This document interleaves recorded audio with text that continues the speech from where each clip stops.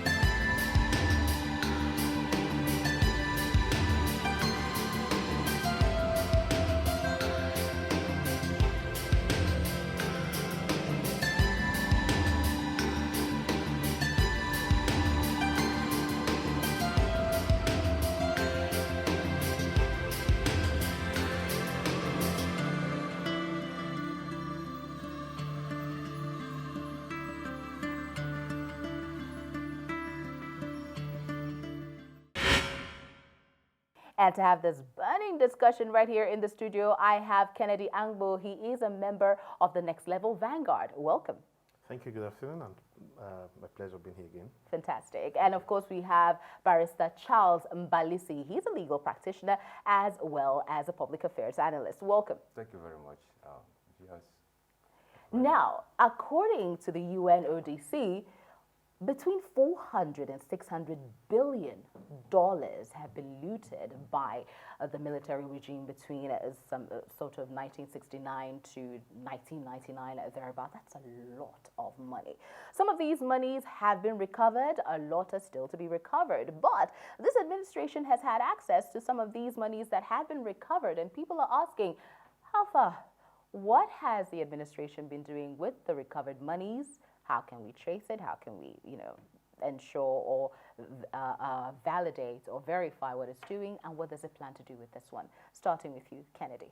Abacha looted billions of naira from our country, just like a number of other militaries, politicians have done in the past. And so in the last 10 years or so, over $1 billion from his loot has been returned to Nigeria. But what we saw in the past was that there were no conditions attached, and so the monies that were repatriated back into the country were relooted by past administrations. But what we have seen in the last 1 or 2 years is the fact that, based on the fact that the World Bank, the UK Aid, and the rest of CSOs and organizations are involved in tracking what goes on with the repatriated funds. So now part of the agreement between Nigeria and Swiss government was that there will be conditions attached to the repatriated funds. And one of the agreement was that these monies will be injected into the social safety net program. And that's exactly what they have done. And it's believed that at least the poorest of the poor amongst us should have a chunk of this money. And so this process is supposed to last for the next 6 years, and it started last year, July. Now, how much are they supposed to get? They're supposed to get about $14 per person, which is averagely around 5,000 naira. And so this process is supposed to run for the next 6 years. And the disbursement and payment has started, and it's being tracked. Much as I commend the present administration for ensuring that looted fund was repatriated and is actually marked, definedly marked for a particular purpose. Now the process of disbursing this money is where I have a problem, all right? Because much as that is a definite, a very specific project that is supposed to get to the direct Nigerian, the poorest Nigerians, and it is part of an agreement reached by a Swiss government. Now, the disbursement of that money should have been, should have not been merged with the SIP program of the present administration. What I mean by SIP program, the social investment program. Yeah. Yes, you shouldn't have been mad because the social investment program is a part of a promise made by the present administration that when they come in, they are going to raise the social investment program, all right? It's different from the Abacha loot. Nobody anticipated Abacha loot before they made that promise. All right, so it is believed that the SIP program must have been budgeted for. The budget must have been approved. And so merging it with Abacha loot disbursement, there's a lot of problem there because it's going to give, it creates a lot of impression that probably some amount of money has been siphoned and probably what was budgeted already is what is being used. Very well. That is the process. I don't agree with. I disagree with you on that because I know that these two things, they are not the same. Conditional cash transfer is different, and then the social investment program is different. The social security net, social safety net project is a different one. So there are a number of things that government is doing. So the thing is that we should not gloat over, or we should not say things we do not know. So I believe that what you should do is to go and investigate whether the two things are the same. And I will tell you this, because World Bank is involved, they would not allow that to be directly put into government's policy. But in any case, if I may respond to you, is that there are different avenues which governments raise money, raise funds for all its projects. It could be from a donor nation, it could be looted fund, it could be what the country generates in terms of GDP and all of that. So I'm just trying to puncture that. But I'm saying that you and I do not have all the answers or to tell Nigerians if in actual fact that the monies that were repatriated are the monies being used for this other all ones. the answers? So the Who answers, has all the answers? and that's what I'm debunking. That money is not what is being used for this. Because if you remember, the SIP project started way before these Abacha funds came in. So it is not entirely correct. I think one of the biggest problems that a lot of people, a lot of Nigerians have had with the disbursement of the Abacha loot has been the fact that it hasn't been transparent enough for people to understand where what is going to. Now, you have all of these social programs by this administration. Some were before the Abacha loot came in, some were earmarked in the budget. So somewhere, one way or the other, people can't trace where what is going. Now, you made a statement. You said previous administrations are relooting this money. These monies are coming in dollars and in millions of it. And being able, elections have come and gone. Where are all these monies going to? And that is one of the major problems that a lot of people have. We hear of the money coming in, but where is it going to? And why are people not feeling better? And it's believed that at least the poorest of the poor amongst us should have a chunk of this money. And so this process is supposed to last for the next 6 years, and it started last year, July.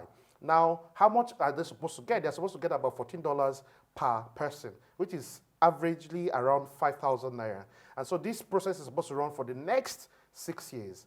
And the disbursement and payment has started, and it's being tracked. What to understand is that something is being done. And the good thing is that there are people who are monitoring these processes. I know for sure that the government has not been able to elaborately put it out there for us to see. But I also believe that records of these things are being kept. Sani Abacha, we call him the dictator, he stole quite a lot of money. Ibrahim Babangida, according to reports, international reports, he stole quite an amount of money. But President Muhammadu Buhari has also been indicted in this stealing. We know about 2.6 million.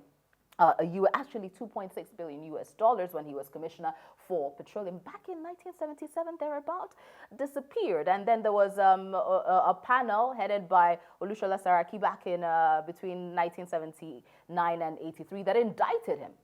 Now, till date, we don't have information that that money has ever been recovered, whatever happened to that money, and every time he declares his assets, it's nowhere close to that. But so you would wonder, this is a vanguard. This is a person who's fighting corruption, but there is this cloak also hovering over him for looting funds. So how do you reconcile Mr. Integrity with looted funds coming? I want to give you a chance to talk about this before I know you want to say something, but you start there. I'm not sure that the 2.6 billion naira you just quoted. Dollars. I'm not sure that the findings have been made public. And if the president who left power In 1985, you had the IBB regime, who was, we all know that he is a diehard critic of the president. He doesn't like the president. He doesn't like his style of probity and all that. And you have had Ernest Shonikon, you had Abacha, you have had Obasanjo, who in the last election told the world that he's hell-bent on making sure that the president does not get a second term. You have had Yaradua, you have had Goodluck Jonathan. All these people, one of the things that is preponderance and common to all of them is the fact that they have unfettered access to information, secret documents.